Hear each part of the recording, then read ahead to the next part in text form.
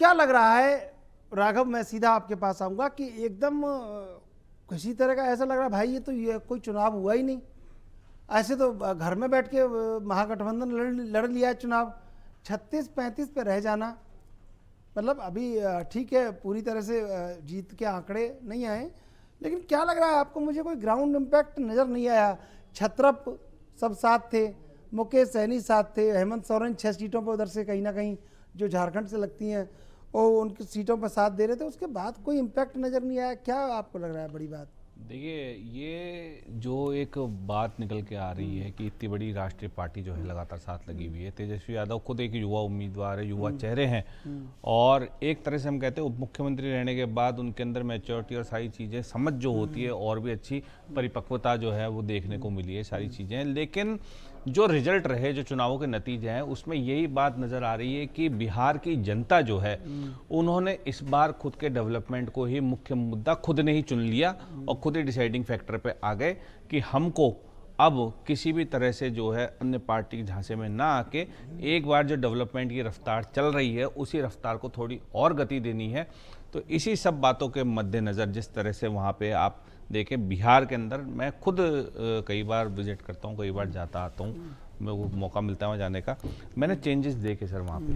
Nalanda university का आप देखो सारा हो गया। इसके अलावा जिस तरह से जो रंगदारी के माहौल वहाँ पे बने हुए थे, जिस तरह से बात बात पे फ़ोन उठा के रंगदारी मांग ली जाती थी और भी चीज़ें होती थी, उनके अंदर बहुत बड़े लेवल पे जो गिरावट आई। तो चुनाव पलटने का राहुल गांधी कभी भारत जोड़ो यात्रा के बाद में बिहार की कनेक्टेड रैली कर रहे हैं, पानी के अंदर उतर रहे हैं, थार गाड़ी में बैठ के चल रहे हैं, एक दो बार विजुअल ये भी है किसी को उड़ा भी दिया, कई गाड़ी के नीचे भी आ गए लोग। लेकिन वो जोश खरोश सब ठीक बात है, सब कुछ अच्छा था, लेकिन बिहार की जनता ने साफ तौर पे खुद ही डिसाइडिंग फैक्टर अपना डिसाइड कर रखा था कि हमको डेवलपमेंट के बेसिस पे वोट करना है। इसमें SIR का मुद्दा भी गौण हो चुका है, वोट चोरी का मुद्दा भी गौण हो चुका है।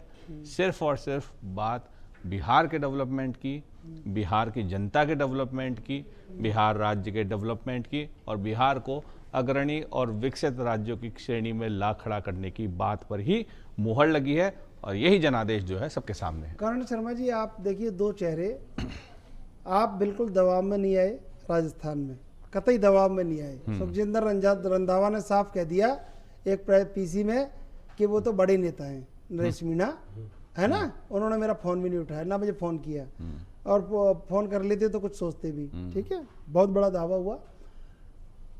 मैं भी, राघव शर्मा आप भी, हम सब देख रहे थे कांग्रेस किसी दबाव में नहीं थी नरेश मीणा के।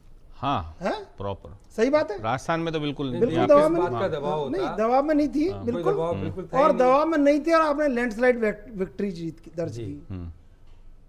लेकिन आप देखिए कि वहां आप छत्रपों के भरोसे जंग में उतरे, छत्रप 3000 वोट से तेजस्वी यादव पीछे चल रहे हैं। मतलब ये कांग्रेस ये भरोसा क्यों नहीं कर पा रही है कि गठबंधन भी उन लोगों से करने होंगे जिनके पास कुछ गांठ पल्ले एक शब्द होता है, गांठ में या पल्ले में कुछ हो।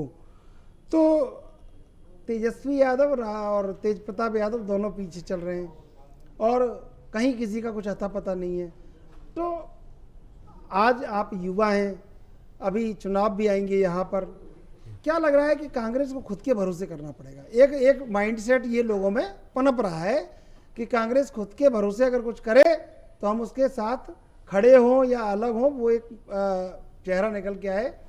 ऐसे चेहरा नहीं निकल के आएगा कि आप कभी किसी के संग खड़े हो जाएं, किसी के पीछे, कभी किसी के पीछे, हेमंत सोरेन के पीछे खड़े हो जाएं, वहाँ तेजस्वी यादव, दोनों ही अब वहाँ धराशायी हैं। तो ये तो आपको कुछ क्रांतिकारी बदलाव नहीं लगता कि आना चाहिए?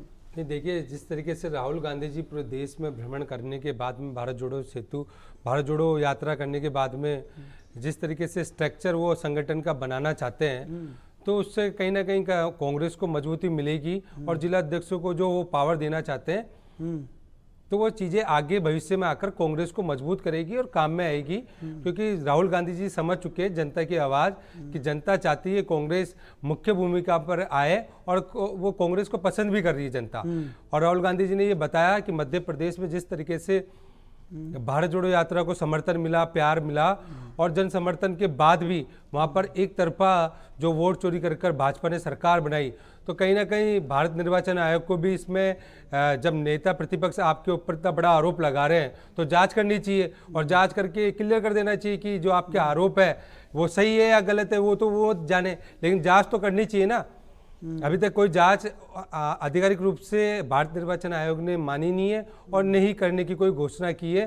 तो मैं मानता हूं कि जब तक SIR का मुद्दा है या वोट चोरी का मुद्दा है तब तक भारत सरकार को और भारत निर्वाचन आयोग को इसका जवाब देना चाहिए, प्रेस कॉन्फ्रेंस करके नेता प्रतिपक्ष का सवाल का जवाब देना चाहिए, क्योंकि जितने लोगों ने सरकार को चुना देश में उससे अधिक लोगों ने वोट कर नेता प्रतिपक्ष को चुना, क्योंकि आप देखिए NDA के साथ में कई घटक मिलकर काम कर रहे थे, लेकिन महागठबंधन जो था इंडिया गठबंधन उसमें कम संख्या में थे हम लोग, लेकिन उसके बाद भी हमको इतना विपक्ष के रूप में जनता ने प्यार समर्थन दिया।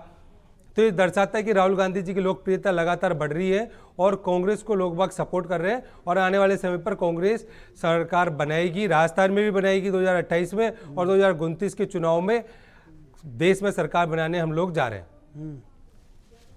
राघव शर्मा, आप ही बताइए इसका जवाब। देखिए ये तो सब कांग्रेसियों को मानना पड़ेगा, ये एक कटु सत्य है कि राहुल गांधी जिस तरह से जो है कांग्रेस पार्टी की विचारधारा को सभी को सुनाते हैं या कांग्रेस पार्टी को एक माइलस्टोन पार्टी कहलाने की कोशिश करते हैं। ऐसा तो नहीं है कि जो राहुल गांधी कर रहे हैं क्या पता वो कांग्रेस कार्यकर्ता वो नहीं कर पा रहा है, ये भी है उनका सपोर्ट है? वो देखिए वो भी कई बातों में मायनों में होती है कई बातें, लेकिन असल के अंदर जो बात है ना, कांग्रेस को वो कहते हैं ना खुद का बल याद नहीं, अब खुद का याद भी होता है तो वो भी ओवर कॉन्फिडेंस में बहुत बार हो जाते हैं। खुद का बल याद नहीं कर पा रहे हैं और ये एक बड़ी देश की इतनी बड़ी पार्टी होने के बावजूद इस तरह के परिणाम आना, इस तरह के रुझान आना, तो आत्मविश्लेषण वाली जो स्थिति होती है ना उस पर ला के खड़ा कर देती है। इनको आत्मविश्लेषण करना बहुत जरूरी है, बहुत जरूरी है, अत्यंत आवश्यक है।